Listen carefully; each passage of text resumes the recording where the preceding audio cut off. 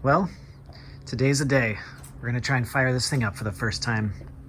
It's always something you kind of like prepare for so long, and it feels like you'll never get there, but I went through like checklist after checklist, and I think everything is set. I mean, there's only a couple sensors and a couple, little last things that I didn't plug in. One of them is the air idle control valve. That one's just sort of a fine tune of the idle. So, it'll probably mean that it's gonna idle a little bit high or a little bit low. But that I think I can get by without that. I'm still working on that one, but I do have my air temperature sensor there. I'm going to plug that into the air filter here in a bit. And other than that, I mean, we do have open headers, so this thing's going to be very loud, because of the open headers too. Maybe the air fuel mixture won't get quite right, but I just want to see if this thing cranks over. I have all my relays set. I have all my electronics plugged in, and communication to the computer looks good. Let's go take a look. So I have my Holley computer here all set and ready, and so this is my complete gauge cluster here, and throttle position sensor. You can see it right there at 0%. When I push the gas pedal down, it does go up all the way to 100%. That's perfect. So I know that's working well, and everything else, the only thing I can really see ahead of time here is the air temperature sensor seems to be working. 67. It's a little chilly today. I guess that's about it. So this will give me a good way to keep an eye on, RPMs and oil pressure and coolant temperature if we get up that high. So one other thing to look for is if my fuel pump's coming on, and when I turn the key here, you can hear the fuel pump kicking in. That's pretty loud actually. And I did check for leaks, and there doesn't seem to be any. So far so good there. That's an important one. Other than that, we got oil, we have transmission fluid in there. I know there's going to be a little bit of like idle adjustment to be done, so I'm not going to really mess with that right now. I just kind of I'll give it some gas, and I want to see if it'll come to life. And I mean, who knows, there's a million things that can go wrong. So I think that's it. I think we're ready. Oof, all right, moment of truth. Let's see if this thing kicks over.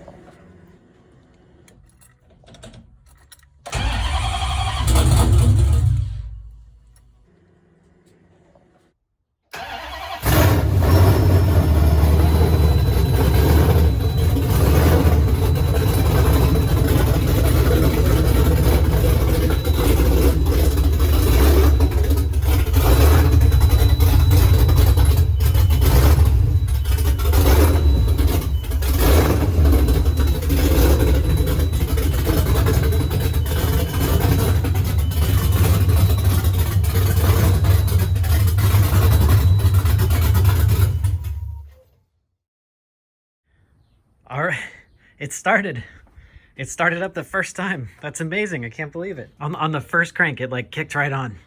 That's so exciting. I'm so happy that obviously it didn't really idle. I got to adjust the idle screw a little bit, I think, and then, plug in maybe that sensor would help. But, and it definitely sounded like it had a cam. I don't know if that's because it's running rough, I don't know, or if that's just how the cam sounds, which sounds kind of awesome.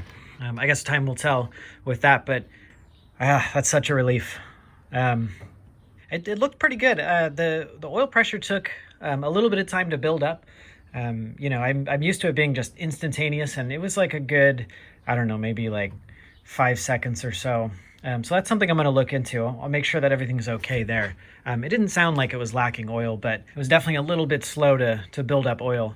Maybe that's a sensor thing too. I actually did have the dashboard gauge plugged in as well as the computer, so I was kind of monitoring from two sources and from two different sensors. And I did pre-oil this thing. I forgot to mention, and I didn't film it, but I did pick up this guy.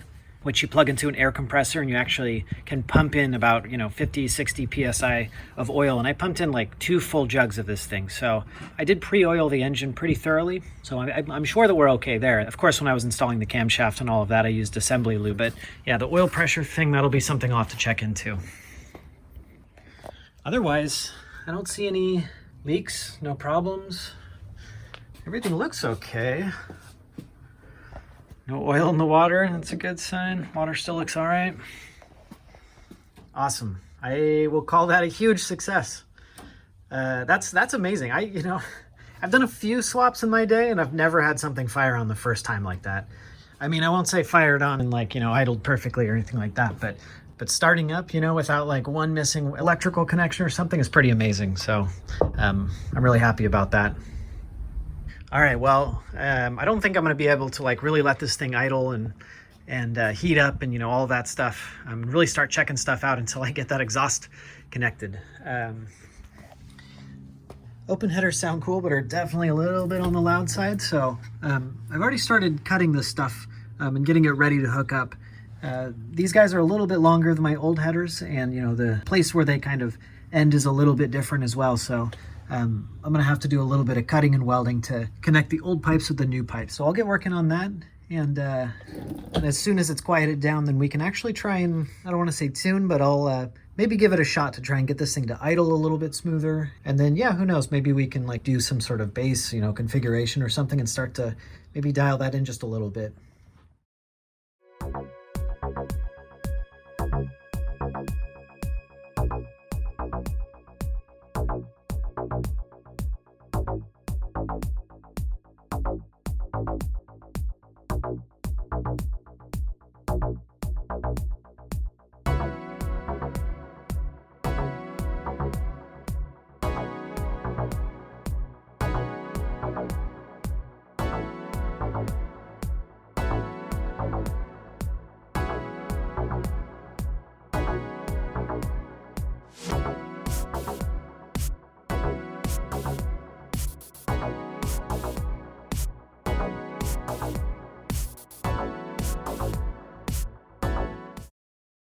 All right, got the exhaust connected back up. That brought me back to the old welding and grinding under the car days, back when I was working on this thing. Nice little trip down memory lane there. All right, those guys are looking good. All good back there. There is one last piece of the puzzle here that I finally got in the mail, I've been waiting for, and that's the air filter for this thing.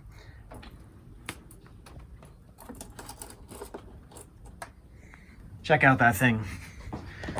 So that's definitely a unique look, I'll say. A one-of-a-kind sort of setup, but I wanted to avoid the big tube, that was kind of the obvious choice is to get the big aluminum tube that kind of tucks down here or whatever. But the throttle body's so far back, you can kind of get away with it when the throttle body's right here. It's just kind of a short piece of tube, but it kind of would have been an obnoxiously long tube here, and I thought it would look kind of weird. And then also, there just really aren't any good places to route it over here. I mean, there's a tiny little inlet here, but otherwise the radiator just completely fills. Here, I'll show you. The radiator completely fills any place to put the air intake. I mean, I guess I could have put it up here and then I would have gotten some fresh air from under the hood. I guess that's probably the place to put it. But of course I have the RT style kind of dual hood scoop thing. So by my measurements, this thing should actually sit right under where the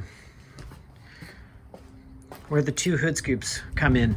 And there was a plate that I had to remove here to make them actual functioning fresh air hood scoops here. So we'll see when the hood's on, but I think that the air cleaner is going to end up somewhere around here. And it's not exactly a ram air effect, but it will be getting fresh air from these scoops. Maybe one day I'll try and build some sort of actual ram air thing. But for now, I think it looks pretty cool.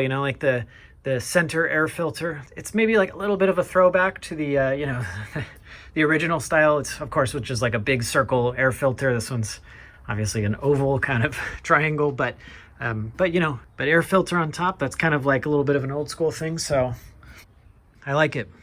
From the start, this whole intake manifold and that whole setup was kind of odd. I've kind of decided to embrace the weirdness of it, And if you notice that it's a little bit purple, this thing came bright blue, and it really clashed with the car. And so I tried to wash off as much of the blue. It was actually just the oil on the paper element, but I washed off as much as I could, and it was still a little bit blue. I sprayed some, red, like K&N air filter oil on there, and it was a little bit purple. It's a little more red than purple, so I'm okay with it. So let's start this thing up and see what it sounds like with the mufflers all installed.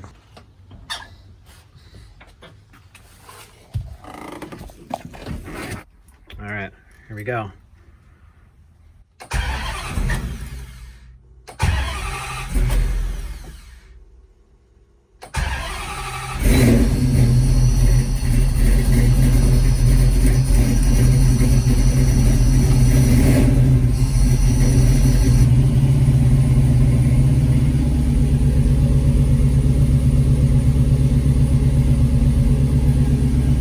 Got good oil pressure. And it's actually idling. It's idling on its own. That's awesome.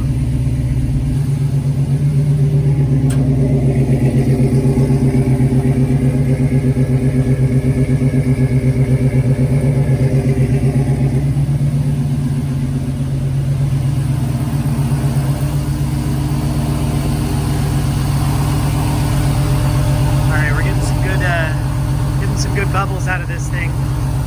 Let's see if we can bring it all the way up to temperature. All right, well, I got it up to temperature and it seemed okay. The oil pressure it's a little bit on the low side. There could be a few reasons too, like the assembly lube that I used inside this engine, and I used quite a bit, all of the valves and all that stuff.